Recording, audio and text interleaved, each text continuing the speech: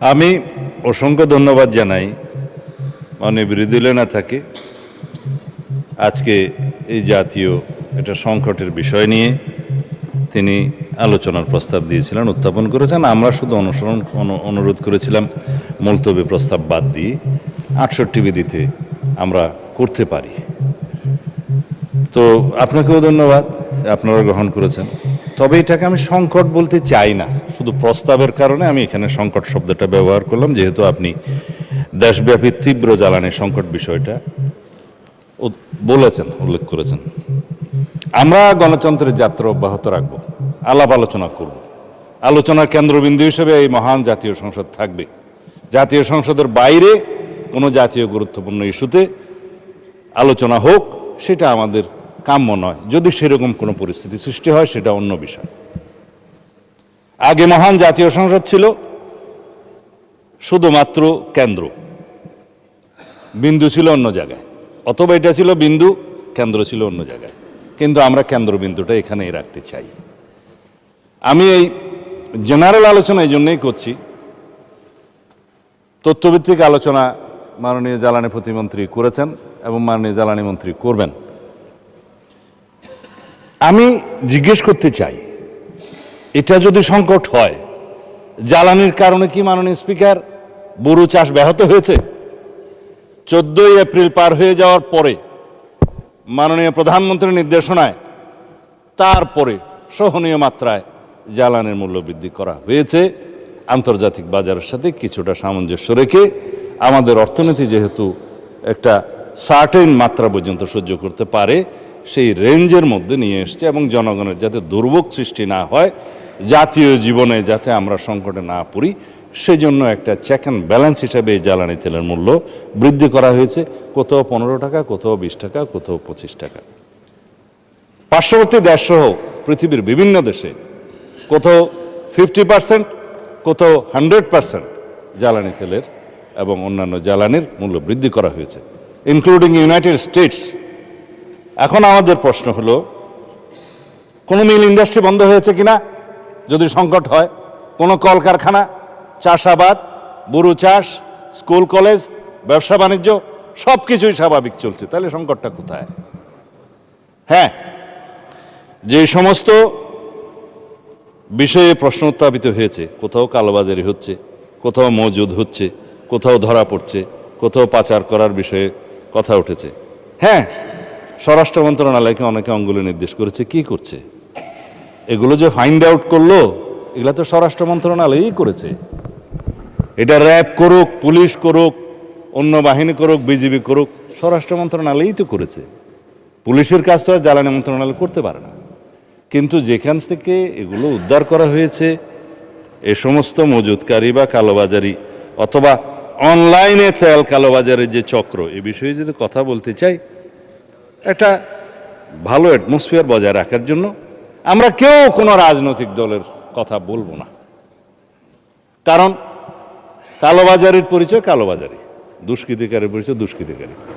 যদি অতীতের মতো আমরা আগের কালচারে ফেরত যাই, যে আপনার রাজনৈতিক দলের এই কর্মী করেছে, বিরোধী দলের এটা করেছে, অমুক এটা করেছে, সেই কালচার তো আমি যেতে চাই না মাননীয় স্পিকার।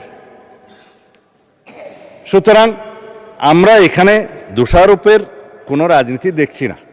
ধন্যবাদ জানাই মাননীয় বিরোধী দলীয় নেতাকে যে আপনি আলাপ আলোচনা করতে চেয়েছেন, সরকারি দল বিরোধী দল মিলে যদি কোনো রকমের সংকট হয়, এবং সেই ক্ষেত্রে জাতীয় ভিত্তিতে, জাতীয় ইস্যুতে সবসময় আমরা এক থাকব। যেমনভাবে আমরা এক থেকেছি বিগত ফ্যাসিবাদী স্বৈরাচারী বিরোধী যে আন্দোলন, সেই আন্দোলনে যে জাতীয় ঐক্য আমাদের মধ্যে গঠিত হয়েছে, সৃষ্টি হয়েছে, সেই ঐক্যটাকেই শক্তিতে রূপান্তরিত করে আমরা এই নেশনকে এগিয়ে নিয়ে যাব, জাতিকে এগিয়ে নিয়ে যাব। সেখানে আমরা একমত। এই ইস্যুগুলো সাধারণত এইভাবে জাতীয় সংসদে আলোচনা কখনো আগে হয়নি মাননীয় স্পিকার। আমার অন্তত সংসদীয় রাজনীতির ইতিহাস আমি দেখেছি, বিগত দিনে কোনো সেশনে একটা বা দুইটার বেশি মুলতবি প্রস্তাব আলোচনা হয়নি। 68 বিধিতে খুব রেয়ার আলোচনা হয়েছে।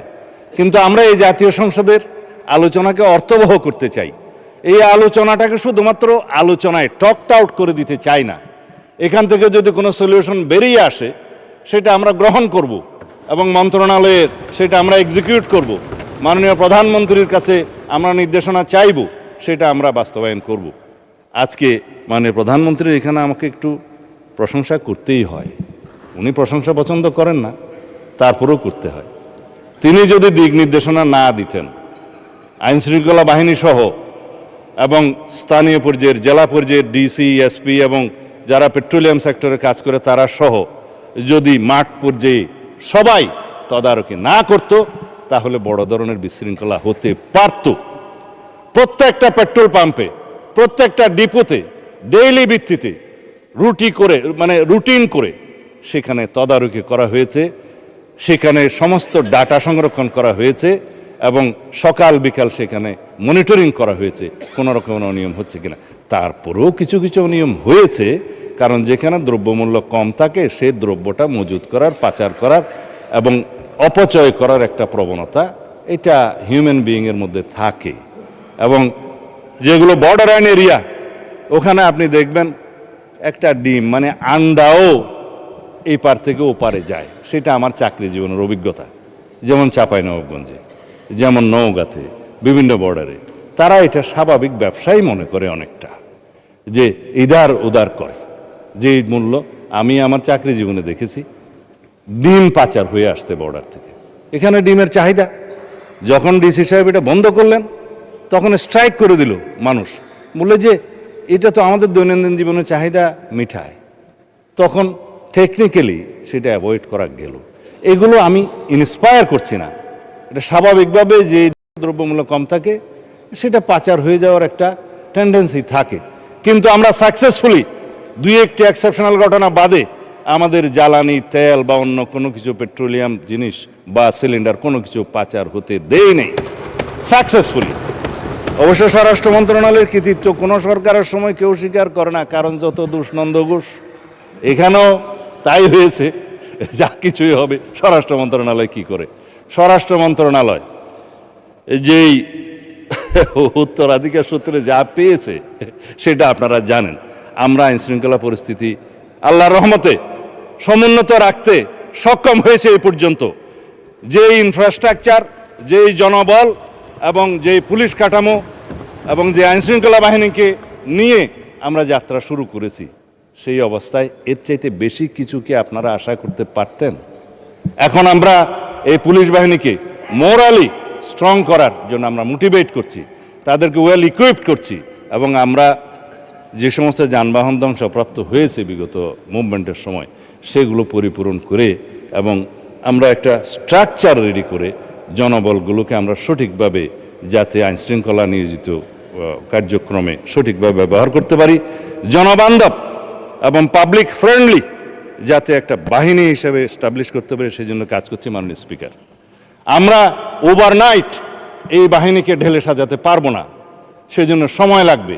আমরা ওভারনাইট অন্যান্য কিছু আইনশৃঙ্খলা রক্ষাকারী বাহিনী আমাদের আছে, যেগুলো বিজিবি সহ, এপিবিএন সহ, র্যাব সহ আরও অনেক বাহিনী আমাদের আছে, কোস্টগার্ড সহ সব জায়গায় আমরা তাদেরকে এমনভাবে কার্যক্রমের জন্য আমরা মনিটরিং করছি, নির্দেশনা দিচ্ছি, যার সুফল দেশবাসী পেয়েছে।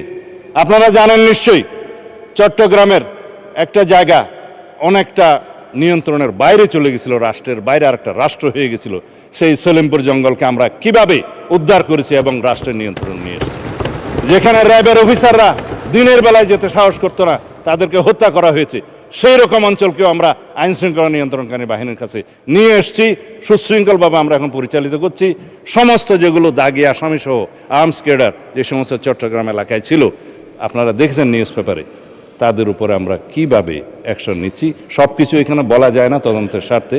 আপনারা দেখবেন ইনশাআল্লাহ সুন্দরবনে যেভাবে আমরা এখন একটা সুপরিকল্পিতভাবে আমরা যে অপারেশন চালাচ্ছি, যে সমুদ্র অঞ্চলে যেখানে উৎপাত শুরু হয়ে গেছিল সেখানে আজকে কোনো উৎপাত নাই।